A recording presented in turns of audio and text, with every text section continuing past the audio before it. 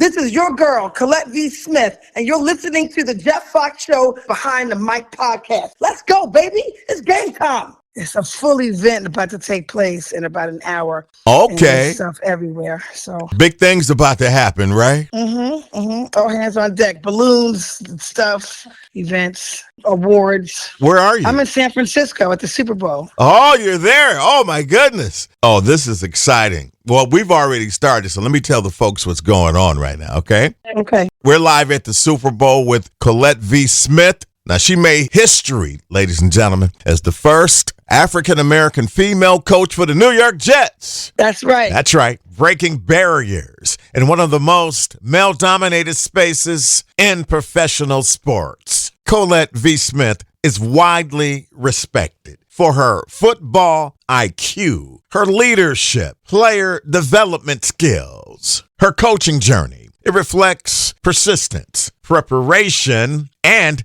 resilience. She's often navigating rooms where she's the only woman, often the only black woman.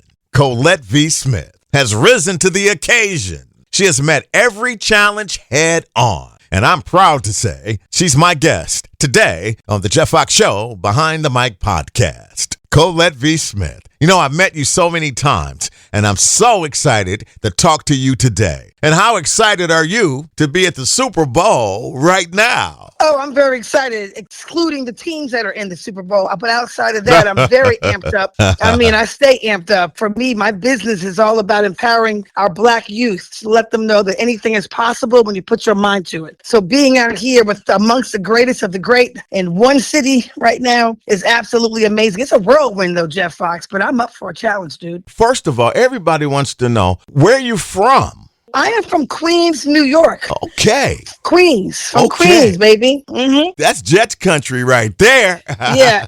Look, and let me be very clear. I no longer coach the New York Jets. And I say that now on purpose because they are the last ranking team in the entire 32 franchise division football team. Right. You don't want to have that on you too much They longer. need me back, Jeff. They need me back. Yes, they do. Let's take that short ride. Yes, sir. How did you get involved in football and coaching at the highest level? How did that happen? And did you always love the game? Yes. So as a little girl, I just always loved football. Really no rhyme or reason. You know, kids gravitate to either soccer, baseball, hopscotch. For me, it was just football. Football was the place for me to be, and I was good at it. Did you play on the street like pole to fire hydrant? Heck yeah, absolutely. Look, we had Mr. Johnson's car and then my dad's car at the two end zones. See, that's my game. That street game. Pole to fire hydrant, car to car. Oh, my goodness. In the street. You did all of that, Collette? Oh, my goodness. Absolutely. And the boys never wanted me to play with them because I used to tackle them. And they were like, wait, she can't play because she makes us look bad. They didn't say that, but I knew what they meant. So what was your position once you got into the game? Were you a defensive player or were you a offensive player? I was both. Oh, so as a little yeah. kid, I was playing both sides of the ball. It wasn't until I started playing professionally with the New York Sharks women's pro football team that I thought I wanted to be a running back. Franco Harris was one of my favorite players growing up as a kid. Then later on, it turned into Curtis Martin from the Jets. But yes. I thought I wanted to be a running back until I realized I don't like getting hit. I'd rather do the hitting. So you became a defensive player, huh? Absolutely. I moved over to be a defensive back. I was a DB, free safety, and I also ran special teams on kickoff. What league was that again, and what team did you play for? So I played for two women's pro football leagues in the same team. The two leagues were the WFA, Women's Football Alliance, and the Independent Women's Football League. And the name of the team was the New York Sharks. Wow. And I remember the New York that. Sharks listen, man, it was so exciting to me. I was a 42-year-old rookie Whoa. playing with that women's pro football team. No kidding. From childhood, Jeff, being told you can't play, I wasn't allowed to play on any organized teams with the boys. And then all those years go by, and 42 years old, I'm sitting at home and I see something about women's pro football last team tryouts. I'm thinking, I'm going to this. I didn't think I was going to make the team. But when I got out there and saw over 50 women with full equipment on, Right. 12 coaches yelling at them, clipboards, you whistles, loved it. tackle drills, I was like, oh yeah, baby, let's go. Let's go. Put me in, coach.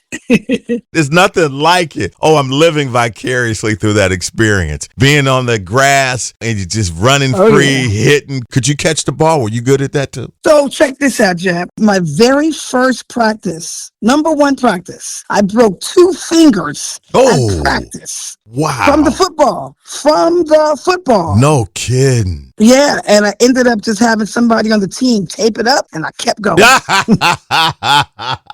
That is all right. So how long did you play for them? I played for 3 years as a player. That's nice. And then I transitioned as one of their coaches, as a defensive backs coach with my women's team. You know, I had a lot of physical injuries coming into the game. So it wasn't necessarily an injury from playing football, but I was 42, so life had beat me up.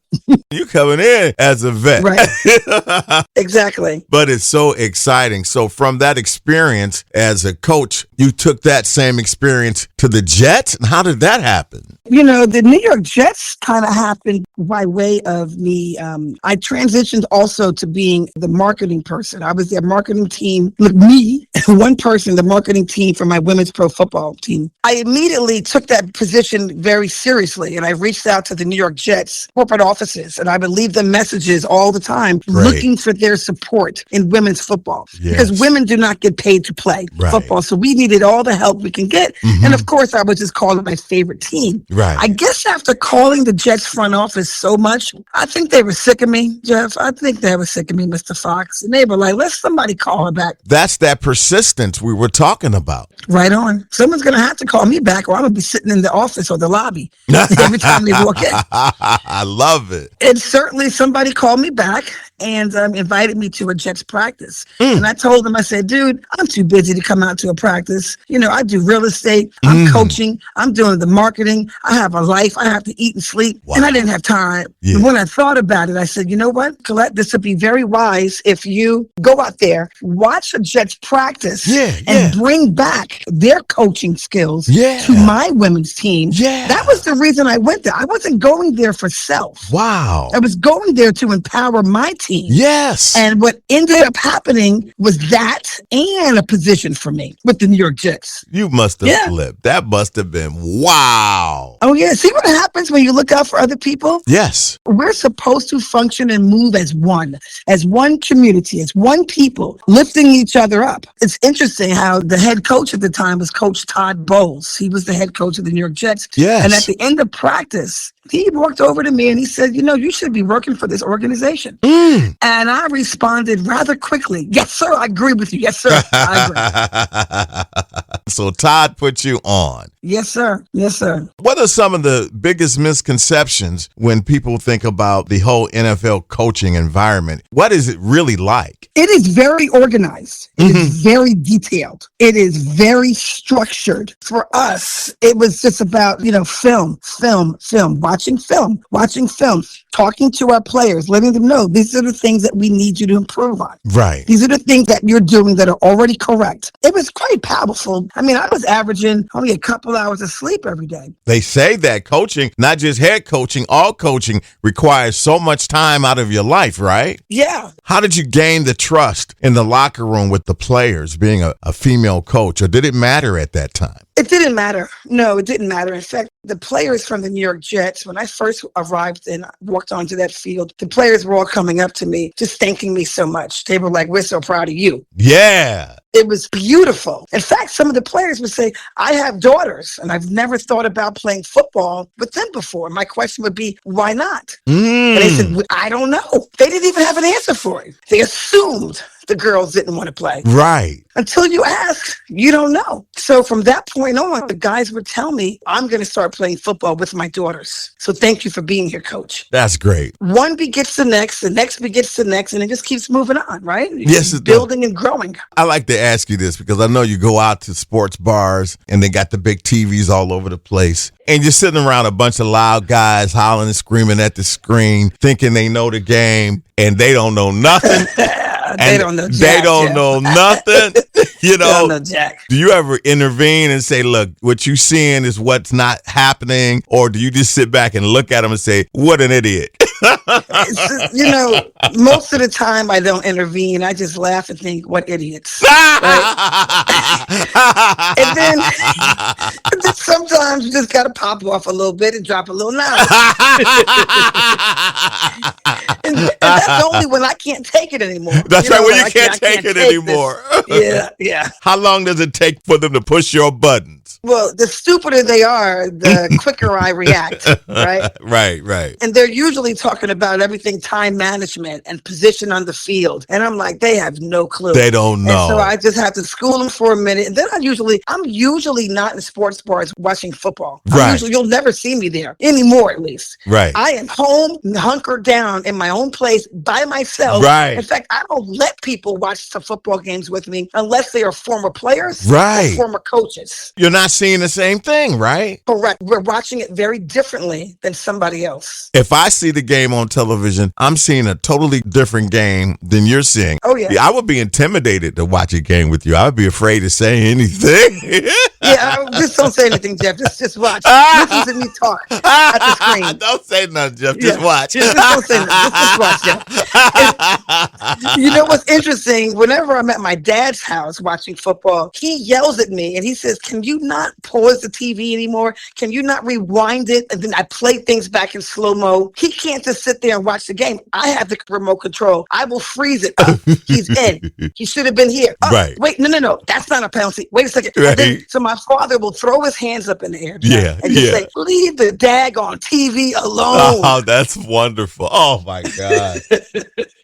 Do you realize how interesting you are and how fascinating and how historic you are? Do you walk with that? I know you gotta know. Not necessarily. If you were to speak to my mom and dad, they would tell you I'm the same person I was as a little kid. Just if I see a problem, I fix it. Right. And if I like something, I go for it. Right. So nothing has really changed except the rooms. I met you years ago at a Harlem Week event. Yeah. I was just flabbergasted. I just wanted to talk to you. I wanted to follow you around.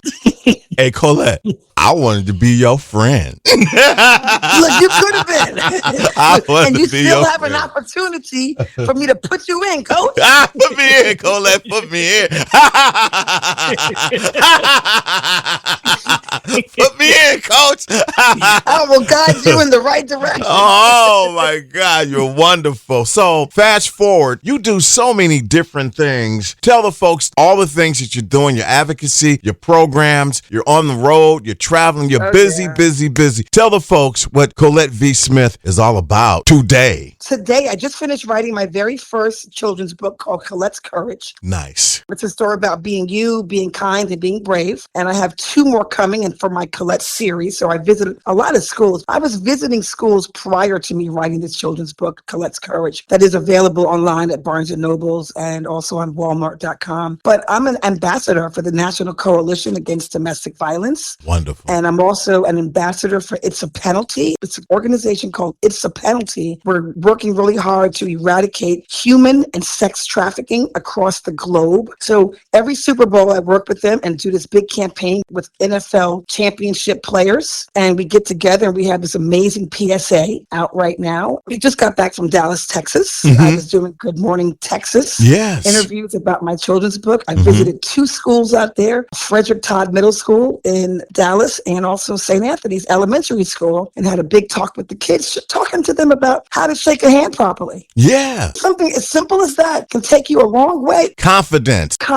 Yes. So I walked around to every kid at Frederick Todd High School and I said, "I'm Collette V. Smith. What is your name, sir?" They would shake my hand like a limp piece of spaghetti. No, put some power behind that handshake. Put some power in that. Shake my hand. Look at me eye to eye contact. Right. Speak your name proudly. Put your shoulders back, son. Yeah. Put your chin up. Yeah. Be proud of who you are. Don't look at the floor. At first impressions matter. Exactly. So visiting our communities, our Black youth, talking to them about letting them know that they are already from greatness and to now walk in it, to learn how to rise every day and be proud of who you are, because obstacles are always going to be in our lives, right? Always. But champions are not made when the game is easy, and it's never been easy for Black people in America. Oh, put me in, Coach. Put me in.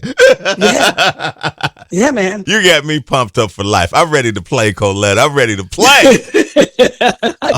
You got me pumped up. Let's do this real quick. I call it the rapid fire, okay? It's like the 2-minute drill in football, right? Okay. All right. First thing that comes to your mind, defense or offense? Defense. Got it hit. Got to hit, baby. Film, study, or practice field? Ooh, film. Why is that? Film, because I need to know who I'm up against. Oh, and that film study, that's big, right? Oh, yeah. I'm going to watch my opponent all day long. Trust me. That is good. I can tell if they're going to get the ball, where they're going to be, what their plays will be, just by me watching their film over and over and over and over again. First thing that you learned as a coach that surprised you? Long hours. No. Yeah, get ready for no sleep. Get ready for no sleep. I love it. Yeah. One word that describes the NFL locker room. Intensity. Coach you admire, past or present? Coach Bowles. Coach Todd Bowles. Yes, sir. Music that gets you hyped before a game. DMX. I gotta have my DMX. Where my dogs at? Where my dogs at? Yeah, I hear you. The hardest part of the job, mental or physical? Mental. I got you. Your favorite football movie? Ooh, my favorite football movie. Ooh, that's a good one. Ooh, wow. Wow. Some good ones out there. Ooh, I can't even think of one offhand. I really can't. The Longest Yard, Any Given Sunday. Any Given Sunday was hot. That was hot. So we'll go with that then, all right? Yeah. Okay. If you weren't coaching football, what would you be doing? Kind of what you're doing now? Public speaking. You're good at that. Yes, sir. I'm fantastic at it. Legacy or impact? Which one matters to you the most? Good grief. Man, you trying to hurt me, I see here, right? Wow. Legacy is major important because our kids need to see it to be it sometimes. Legacy is crucial, but impact, I'll have to go with impact, baby. Impact all day. Yeah. That's that defensive answer. Finish this sentence, okay? If I can do this, then... You can definitely do that. There you go. Wow. Isn't she the best? Isn't she the best? I mean, my goodness, I'm so fired up. Collette V. Smith, how do folks find you? How do we follow you? We want the book. We want everything you've got to offer. What do we need to do? You need to follow me. Everybody needs to follow me. And please feel free to reach out for keynote presentations or for me to visit your elementary, middle school, high school, or college, or your corporation. I do public speaking with big major companies too. They can find me on Instagram under Collette V. That's V for victory. Collette V. Smith. COLLETTE V. Smith. Love it. Just love it. All the best. Have fun at the Super Bowl. When you get back, please call me. Let's stay in touch. Absolutely. Collette, this is just the first quarter. Let's keep it going, all right? Sounds great to me. I love it, Jeff. It was so nice talking to you. Oh, sir. It was great. I appreciate you. Oh, what a great time. And thank you so much for checking out this episode of the Jeff Fox Show Behind the Mic podcast, a conversation with Coach Collette V. Smith. Make sure you subscribe, comment, tell a friend about the Jeff Fox Show Behind the Mic podcast. And remember, you can also check out the nationally syndicated Jeff Fox Radio Show, bringing you the best in music, culture, and conversation every day. Just log online, the Jeff Fox Show affiliate, and pick your station. You take care, and we'll talk to you next time. That's right, you're listening to Young Jock in the Streets Morning Takeover, now available as a podcast, hosted by me, Young Jock, your favorite cousin, and Miss Shanika, plus Shawty Shawty, as we dive into a world of engaging segments like the Date Dilemma. So you like a guy from the rougher side of the tracks, like you want a thug. Yeah, you get me, yeah. So what you like for a say, come here? That do sound good. That what it's Lord, did you hear though? No, did you hear? Lord, trip. Really? That's what you like? I mean, every once in a while, they don't be meaning it. Jared with a G, are you there? Yes, I'm here. Call her a she might like you a little better. Okay, let me see here. Well, take your ass back to the hemp. It sounds pretty natural. You tried. It still sound like Jared with the G, but... Hell no. Don't miss out on the fun and the entertainment with your favorite cousin, me, Young Jock. Tune in to Young Jock and the Streets Morning Takeover, available now on your favorite podcast platform.